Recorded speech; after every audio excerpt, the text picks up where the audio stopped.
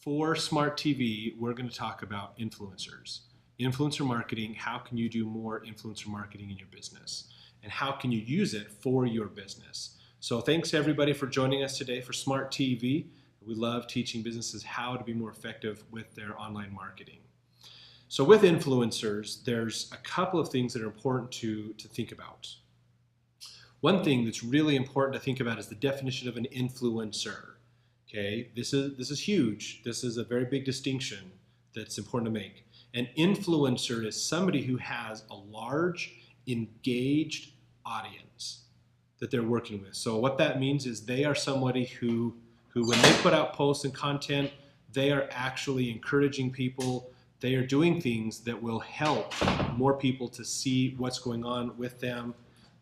So influencers make a big difference in what they do. But you've got to realize when you have influencers that make sure that they actually are influencers, okay? There's a lot of people who will tell you they're an influencer, but they're actually not. So like they'll be like, oh yeah, I'm an influencer, okay, but you only have like 500 people following you on social media and they're not really interacting and engaging with you, so that's important. So when working with an influencer, you're going to want to make sure that they actually have true influence. So they want to have a good following, and not just any following, but actually the kind of demographics that you have in your business as well. Hello, thanks for joining us. The other thing that you want to look at is that activity level. Do they get a lot of people interacting with them? Do they get a lot of people communicating back and forth? Have they worked with other businesses similar to yours? And have they been effective? So those are all things that you want to look at when you're dealing with an influencer, okay? So there's an actual profession. I know this is a little strange, but there's an actual profession nowadays called an influencer. So these are people who have worked on building a following. They've worked on growing their opportunities to connect with people. And so when they put out content, other people pay attention to them. They connect with them. They do more with them so that they, you know, like a recommendation or things. They do reviews. They can do things. When they talk, people listen to them. So those are good things to think about with influencers when you're looking to hire influencers, okay? Make sure they're the right market. Make sure they're the demographics that they influence are the demographics that you're trying to work with yourself.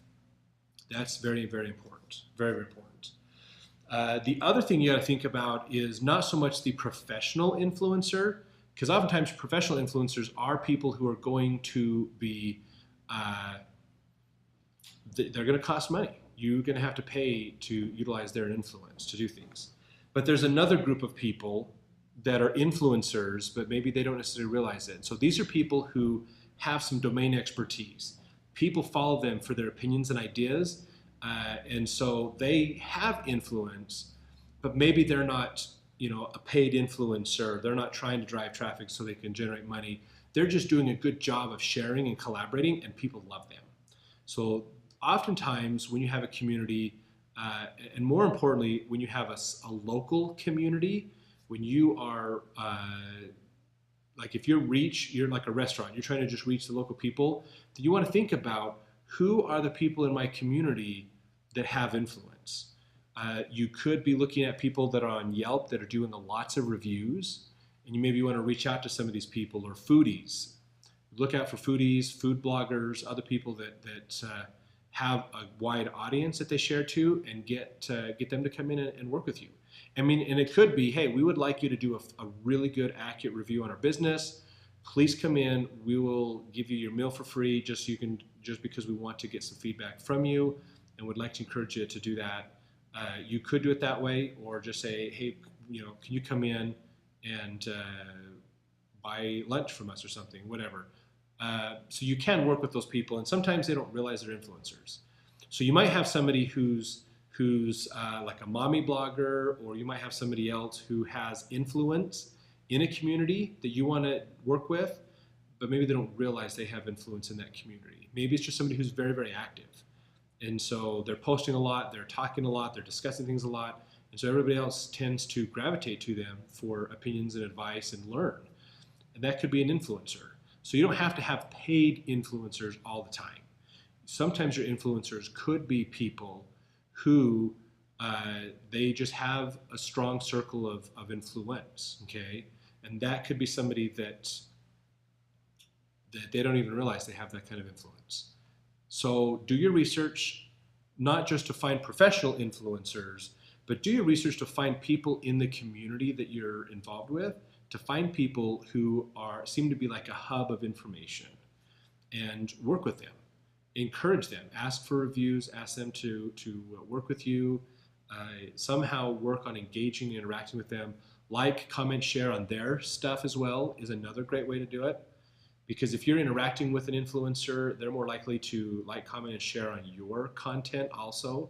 So that'll be very beneficial for your business. Very beneficial. Now, as a business, you really want to be somewhat of an influencer yourself.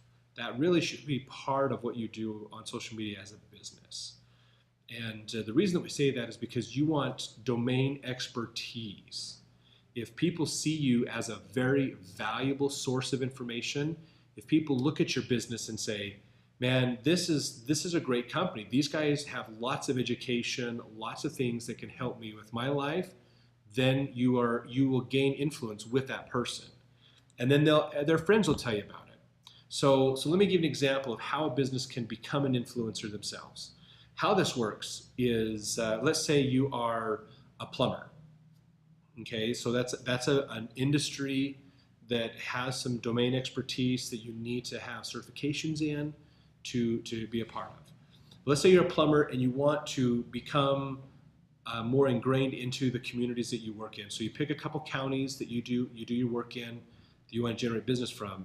And then what you do is you create content to educate people about home repairs, home safety. So not just plumbing, but look at like lawn care, look at other things, write blog articles, do videos like what we do, live videos.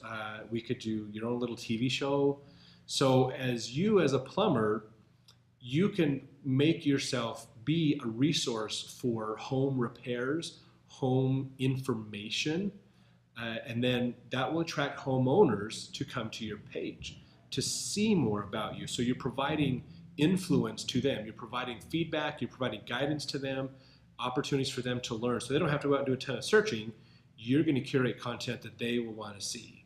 As those homeowners come in and work with you more, then that will help you to be an influencer to them. Because they're going to come in and see this and go, oh man, this is great. Things are really working good. We like that this company is helping us. And so you're of value to them in their life. Then they'll realize, oh, it's a plumbing company. Oh, that's interesting. And here's topics and articles, specific things about them. Here's advertisements that they're putting out. You know, maybe we should hire a plumber. That's going to be great. That'll help out a lot. So in this day and age, as a business, you want to be seen as an influencer. And if you can rise to the top and be seen as an influencer in your industry for your community, then you're going to have this tendency over time to crowd out your competition. And that's big. That is very, very big. This is one of those competitive advantages that you get on social media. So as we talk more about influencers today, if you have questions, let us know. We'd love to answer your questions. You can reach out to us live on our live streams, or even reach out via our hashtag SMRT TV and ask us questions about online marketing and things, and we'll answer those. So specifically today, influencer marketing is what we're talking about. So with influencers, well, so let's talk a little bit actually before we go back to how to hire influencers. In fact, if you want to learn more specifically about dealing with influencers that you can hire, there's a video that we did about 8 months ago with a local company that does influencer marketing, and they have a lot of good advice and tips to help you when you're hiring an influencer, a professional influencer, to come in and work with you. So those are some good advice there, and even how to become an influencer individually yourself. There's some good advice in there also. So as a business though, you really want to think of yourself as an influencer. That's important. A lot of businesses look at their social media and think, oh man, I just need to sell, market. Not the way to go. You actually want to position yourself to be an influence in your community. And that's huge, totally huge for you, because it'll help you gain more eyeballs and more people that will follow you and talk with you and recommend you. Okay, so as an example, we have a client that's an HVAC client. We made a whole bunch of videos for them that talk about things like why you should replace your swamp cooler, how to maintain your air conditioner, what is your air conditioner supposed to sound like. So these are all little things that we've put out to help people understand air conditioning and heating better for themselves. So there's no selling involved with these. There's no call to action in the videos. There's nothing that we're trying to incentivize them to come in and buy. We just put out good information that people can use to help them in their business, or in their life, excuse me. So what happens though, when somebody watches that, maybe somebody's got a swamp cooler, they see that video of why you should replace your swamp cooler, and like, oh yeah, maybe we should look at that. Now this video will educate them on it, and they're gonna think, oh, that's a good point. Those are some good ideas. What else does this company talk about? Oh, how to maintain this, how to get your home improved on your temperature, or whatever. This educates people and it helps them. And so while they see this, they see the blog posts, they see all this content going out from this business that's helping them, not just about air conditioning and heating, but then they realize if I follow them on Facebook, they're getting tips on landscaping in the springtime. In the summertime, they're getting other tips on remodels and updates and upgrades to your home, improvements, you know, stuff that are more about like wintertime topics. So if you follow this HVAC business, they're going to give you tips on how to take care of your home all year long, and all kinds of tips and advice. First-time home buyers, if you're upgrading your home, things like that. So they're seen as an expert. They're seen as an influencer in the market. And then as people share those articles, they share those things, they'll get more people to come in and communicate with them. And those are great. Those are very, very important to help out. So as we talk about influencers, let us know if you guys have questions. We'd love to answer those questions for you about influencer marketing today. So let's talk a bit more about this influencers, with being an influencer as a business. If you can get into that community, whether it's through building up like Facebook groups, there's LinkedIn groups, doing a special hashtag to feature stuff on Twitter, live streaming information, Q&A sessions, things like that, that are about providing value to your followers. The more you can provide value to your followers, the more they're going to want to share that with their friends and family, the more they're going to want to tell people about that, and then they're going to do the marketing for you to bring more people in. And as they're coming in to see this great content and these advice and information you're giving them, then they'll see your marketing as well. So you want to think about it and be an influencer yourself in your own marketing and in your own community. That's huge, totally huge for a business. Even restaurants, be an influencer. Talk about different types of foods, recipes, what else is going on in your community. Allow your followers to understand what's going on in your community through your social sites. Because if they can go to you, then that'll help them shortcut to learn more, and then they can just come to you and see your stuff, and then they see your advertisements and everything else. So influencers doesn't just have to be people that you pay. That is one way to do influencer marketing, and they can be very influential. So long as they're going after the same customer as you, so long as they are connecting with the audience that you need to connect with, then hiring influencers can be a good way to get your marketing out there to more people. You can help increase your chances of being seen by more people that way. So that's a good way to do things, is to hire them to come in and work with you. So whether that's on a marketing campaign or other things, that's important. Now realize though, when you deal with an influencer, if you're paying an influencer to do marketing for you, like say you're a restaurant and you just have somebody come in for free to eat because you want them to write a blog post about you. So that could be, you want to be careful, make sure that you if you're monetizing that they have to disclose that they're being paid. Why would you want to do this? So influencers are people. Think about this. Do you have a business? In fact, I didn't catch your username, but if you have a business, let me know what type of business you're in so we can give you some examples that are specific for your type of business. But an influencer, so a paid influencer, this is somebody who has spent a lot of time and effort putting out good content, attracting people to them that want to listen to their opinion, that value their opinion. And so what happens is then they come to you and they say, look, I have 10,000 people that are your potential customers. And if you'd like to talk to them, then pay me or give me some free service, and I will go after them, and we can talk more with them. So we can use. I will let you use my influence over them to enrich your business, to promote your business more. So that's paid influencers are more about that. Now, the unpaid one, or what I'd call more of a community influencer, are people that just have a big following. They're not intending to monetize their influence. They just have a lot of people that are following them. They could be experts in their area. They could be just people who are posting a lot, putting out good content, sharing things, and they're just attracting a lot of people in. So those are people you want to talk with. These could be people that they're your customers, but maybe you don't realize that they're your customers. So an example is if you're going after homeowners, let's say you realize that one of the people that you're going after is the president of a homeowners association. Maybe they have some influence in their homeowners association. So maybe you should talk to them about, can we do something to work with your homeowners association?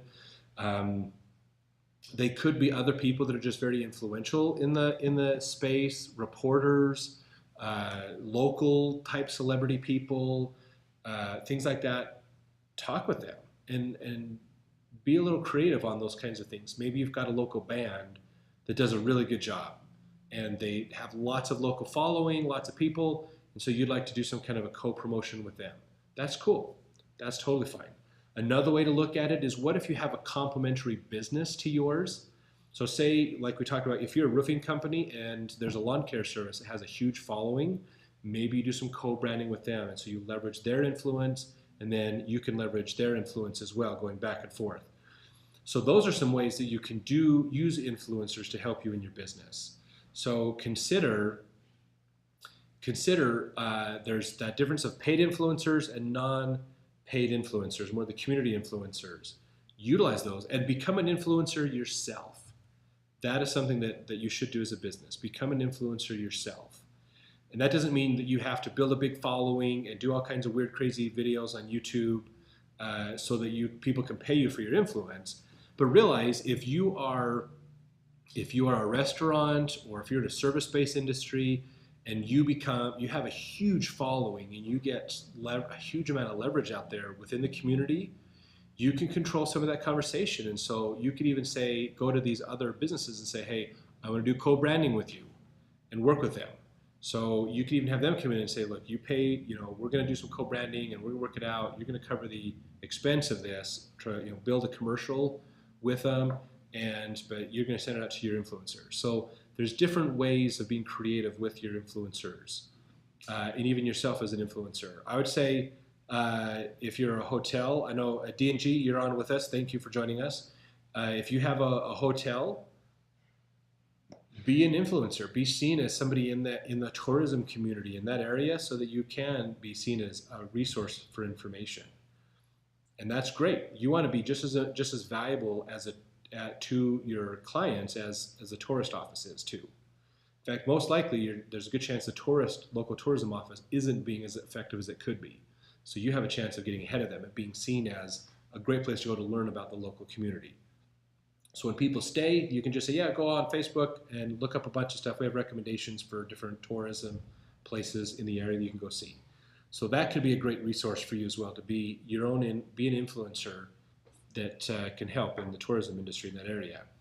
So think about those different ways, and how can you be an influencer as a business? How can you influence the community that you work in for the benefit of yourself, to gain more exposure for your marketing, but also be serious about it? If you try to get into a community and try to look nice just so you can market the heck out of them, that's not good. That's going to ruin your influence. So the thing to realize about influence is people have to be willing to accept your influence. Otherwise, it's just you talking. So make sure that you're valuable to other people. That's a key to being an influencer, is yourself. And when looking for influencers, look at who's valuable in your community. Look at who you could work with and coordinate with to help grow your business and to expand your marketing. If you are in the speaking industry or a professional industry where knowledge is a big deal, then you obviously want to be your own influencer. You want to get out there and be seen as a main person that has, it used to be that in order to be seen as an expert, you had to write a book or something like that. Now you could do so much with video, with live video, with recorded videos. It's so amazing what you can do. So realize that you want to be putting out content, you want to be putting things out that help grow your influence while looking at leveraging the influence others have, whether it's customers that you have a large following that you can tie in with, whether it's people that you pay to do co-branding and marketing with you, hiring influencers that are professional at it. There's a lot of different ways you can use influencer marketing. So don't think just about the paid influencers. Think about all the other types of influencers and the influence that you can have on your own market. So those are things that will help you in using influence better in your marketing. If you have any other questions, please let us know. We'd love to answer the questions you have for online marketing. Our time is up, unfortunately, for today for the live stream, but we appreciate everybody being on with us and working with us today. So make sure that you subscribe, of course, on our YouTube channel. Leave us comments on the videos. We'd love to hear more from you guys on comments about each of our videos. What do you think? Any questions you have, let us know. We try to keep up with those. Use our hashtag SMRT TV if you want to get more tips and advice throughout the day on social media. Follow us on social as well. We'd love to connect with you more and help grow your business and help you become more effective with online marketing as well. So if you'd like more information, reach out to us on social media. We do offer free consultations to just do like a quick evaluation and checkup on how things are going on your social media so that we can then help your business be more effective, give you some tips and advice to help you out. We do coaching as well as management, so we can even help you take care of your social media for you. Take that off your plate so you don't have to worry about it. So thanks for joining us. We really appreciate it, everybody. We look forward to seeing you next week.